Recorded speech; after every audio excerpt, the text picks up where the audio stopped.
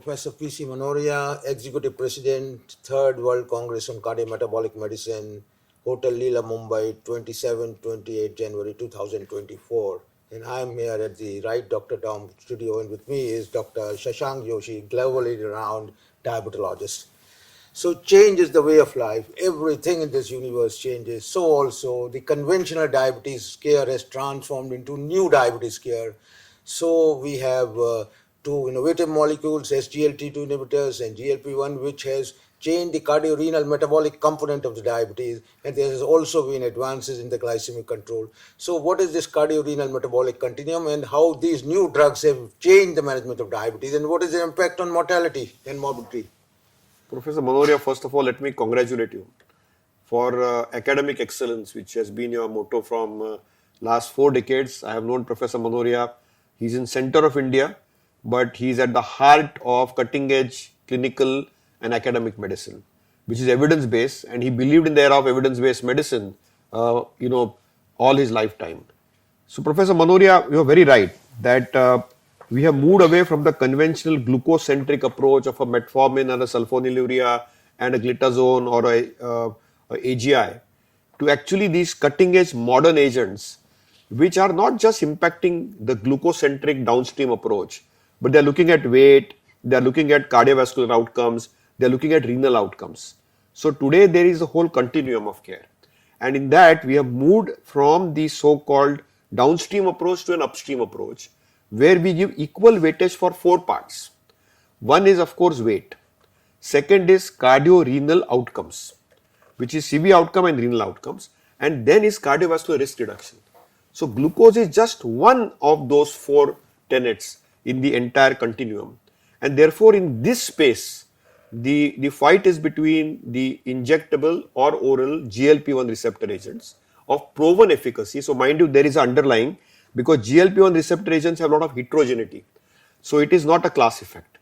While the offloading agents, the glucose diuretics, as some people popularly call them, called the SGLT2 inhibitors, are game changers, because they offload the heart, and cardiologists feel they are their molecules, nephrologists feel they are their molecules, and we endocrinologists feel they are our molecules. They are the patient's molecules. But they are there for actually the cardiorenal outcomes. And universally, that is probably a class effect of those molecules. So these 2 molecules clearly have changed the way people live with diabetes, and the mortality outcomes, the morbidity outcomes are likely to get impacted. The glycemic control, as we know for several decades, is very important determinant of microvascular complete. How this glycemic control has changed during the last couple of years? So I think the glucose control formerly was tight glycemic control, reduce microvascular complications in type 1 space. But today we have to look at the age, the degree of microvascular complications and vascular complications, propensity to hypoglycemia, and the lifespan.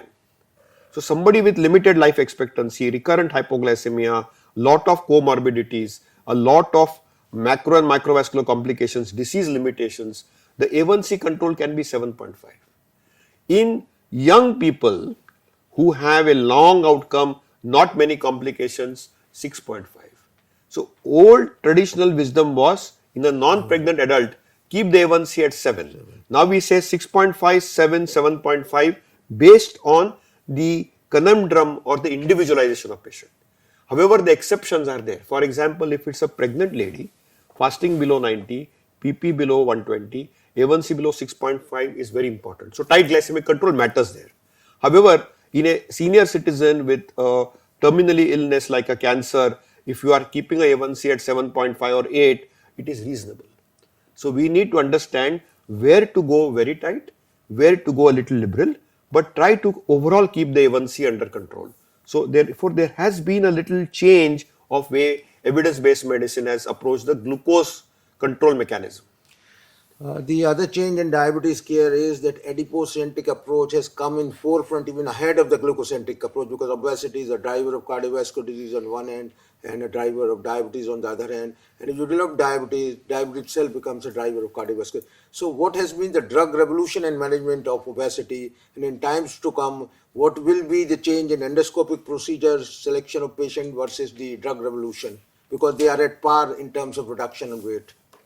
So I think weight is the center point of the fulcrum which is driving diabetes type 2 and lot of other diseases.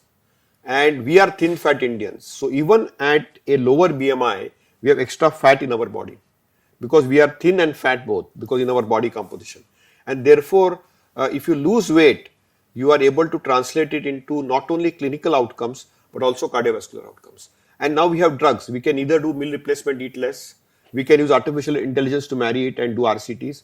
But we have drugs like GLP-1 receptor agents, oral and injectable, which actually can cause and are approved for weight loss. And they will actually change the entire paradigm how the weight loss will occur.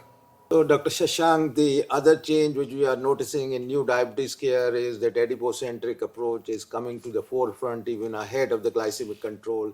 And during the last couple of years, there has been a drug revolution for treatment of obesity. And all of us know obesity is a driver of diabetes on one hand, cardiovascular disease on the other hand, and you develop diabetes, diabetes itself become a driver of cardiovascular disease. So obesity is central to the pathogenesis of diabetes. So what is your takeaway on this current issue? So you're very right, Professor Manoria. I think weight is driving everything in life, and extra fat or ectopic fat also is driving everything in life. And in Indians, it is more acute because we are thin fat Indians. We have extra fat in our body composition, and therefore, if you lose weight, you can reverse diseases. So you can do it by eating less, or you can do it by meal replacements. But now we have cutting edge drugs which cause weight loss in the GLP-1 pathways. They are not all the same. Some are injectable, some are oral. And they clearly have a palpable evidence to suggest that they can lose weight or shave off that ectopic fat, and that actually translates into clinical outcomes, cardiovascular outcomes and health outcomes. And eventually people living with lower weight with diabetes have an opportunity to be disease free, complication free and also stay in remission. So I think these drugs are game changers. And I think these drugs initially were losing weight up to 5%. Then they moved to 10%. And now we are getting agents which will be competing with bariatric surgeons, which you asked me. That they will actually, so formally, before the H2 blockers and the PPIs, we used to get vagotomies when we were students of medicine. And now there is no vagotomy done for peptic ulcer. Similarly, I think bariatric surgeons may be out of business in another decade and a half if these agents show that they have proven safety and efficacy and they are affordable and accessible. So I think clearly these agents have arrived. They will probably have safety and efficacy, and they will not only change the weight and the body composition but also generate outcomes, mental health outcomes, mechanical outcomes and metabolic outcomes, including cardiorenal outcomes. And I think therefore there is a complete revolution in the management of weight and diabetes, and therefore this whole term is called diabesity. And interestingly, the SELECT-2 trial has shown improved CV outcome on treatment of obesity with injectable semaglutide. So that is again very good news. Oh, absolutely. I completely agree with you that these agents have robust cardiovascular outcomes. They will also have renal outcomes. And I have a feeling that if they are consistently used long term, they also may keep the disease in remission. So they are disease modifying agents. See, they are not just glucocentric agents or weight loss agents. They are disease modifying agents. So what statins revolutionize cardiology, I feel these agents will revolutionize the metabolic medicine, obesity medicine and diabetes medicine. See, initially we have lifestyle modification, then pharmacotherapy. Now artificial intelligence is coming in a big way. So in short, what is the role of artificial intelligence in management of diabetes? So artificial intelligence, I personally work in this space and I'm thankful that you are asking me this question. Artificial intelligence recognizes behavioral habits because human beings all are digitally intoxicated. We are intoxicated with food, with physical activity. So what does AI do? So for example, I'll give you an example. It maps how you eat, what you eat, and it stores it. It maps when you are physically active, when you sleep, how much you sleep. So we can use and tap this through a artificial intelligence model, do sensing with glucose, take all these inputs, put it through an AI engine and give recommendations which are coach director or doctor directed. So we are doing a randomized control trial. It's in the third year. It's with a twin remission program, partnering with IIT Research Park in Madras and with a California-based startup. And we are trying to see whether we can do disease remission in diabetes, it's called twin health, or hypertension, or even in fatty liver. and we have our first publication out in endocrine practice where we have been able to reverse fatty liver.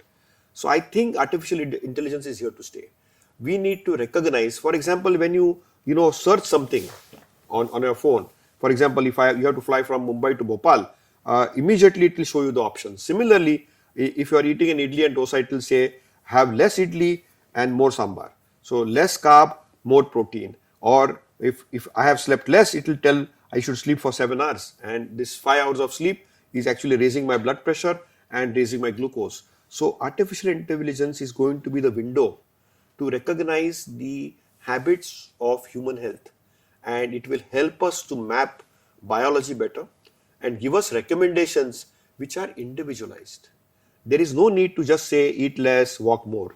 It will say, Professor Manoria, you need to add 2 more hours to your sleep. Professor Joshi, you need to eat a little less idli and more sambar. So it will be very individualized and precise. So AI is the enabler for precision medicine and individualized medicine in the modern medicine era. And it's in infancy. It's a long way to go. We need to generate evidence base in this space, and I think that is emerging now. Thank you very much, Dr. Shashank Joshi, for the excellent takeaways. Thank you very much. Thank you.